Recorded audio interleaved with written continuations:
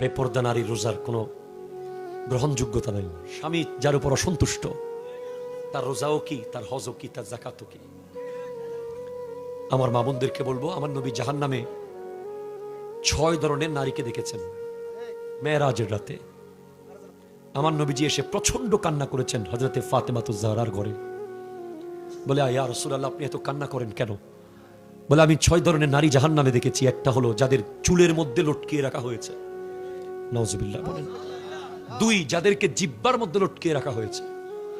3, যাদেরকে হাত পা বেঁধে সাপ আর বিচ্ছু ছেড়ে দেওয়া হয়েছে।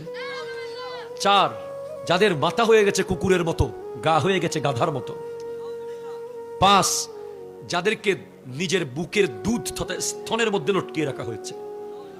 6, যাদের মুখ দিয়ে আর শরীরের বিভিন্ন অঙ্গ দিয়ে আগুন বের হচ্ছে। জিজ্ঞেস করা হলো, এরা কেমনে কেমনে শাস্তিগুলো কেন পাচ্ছে?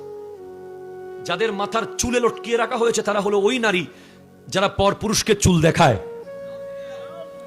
আপনাদের সমাজে নাই? আপনি স্বামী হিসেবে তাকে কন্ট্রোল করার দরকার আছে না নাই? যে সমস্ত নারীর চুল কোনো বেগানা পুরুষ দেখবে, ওদেরকে কিয়ামতের মাঠে জাহান্নামে চুলের মধ্যে লটকিয়ে রাখা হবে। 2, যে সমস্ত নারী স্বামীর সাথে তর্ক করে কথায় কথায়, বাক বিতান্ডে জড়িয়ে যায়, কথায় কথায় জবাব দেয়, স্বামীর মনে আঘাত দেয়, তাদের জিহ্বার মধ্যে লটকিয়ে রাখা হবে। জানিয়ে দেবেন আপনার ওয়াইফকে। আপনাদের সাথে আসতেছি একটু পরে। শুধু মেয়েদের কথা বলে চলে যাওয়ার লোক আমি না, আপনারাও আছেন সামনে।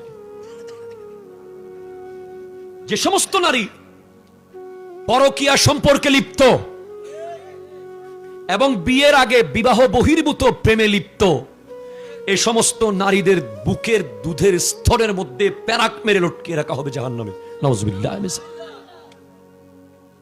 4, যে সমস্ত নারী উপকার করে খোঁটা দেয়,